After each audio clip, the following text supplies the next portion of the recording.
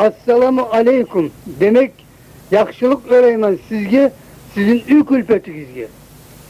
İşte kırda, kayda bolsağız da, hiç şu itleni, hatarı, çelçigi sizge tiymesin yarabini Allah. Üyünüzge sağ salamat esenemen kaytmağa Allah-u Teala nasip olsun. Bizim halımızdan sorasağız, buğunu şükür bek yakışımız. Aşama var, içme var, suyunu orada harakı da var. Meğrayem ne var, her gün bana aş edip veregen, türlü aşını. Süygen zamanla, aşayman süygen zamanla, yataman süygen zamanla kırka baraman, kıdıraman. 100 gram da basaman her tüşte. Bir sefer esiyem bana, sizgi hasretlikten turup bolmay, prosta kim görürdükken bir şu sizin yuvuklarımı da esme gele. Ya Allah-u Teala bir görürmem ki sizin.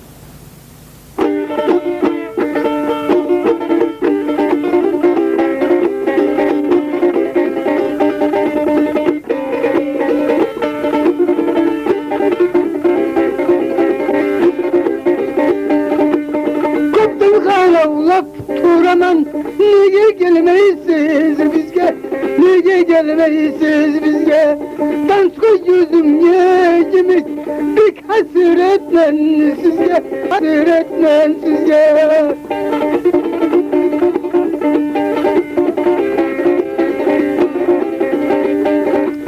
Yıraktaki adamla yar salıp akıraman, yar salıp akıraman.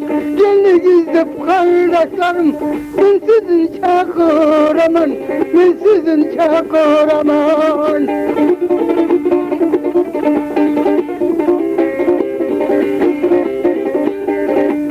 Acayip tatlı bana, sarka biçkin yağı yörme, sarka biçkin yağı yörme. Bunlar bu gayı bir zaman, dost kardeşlerine görme, dost kardeşlerine görme.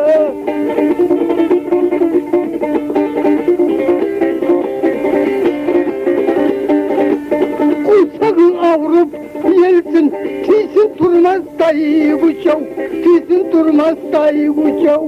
Dost kardeşten ayırdım, yelkin sınsın garbaçav, yelkin sınsın garbaçav.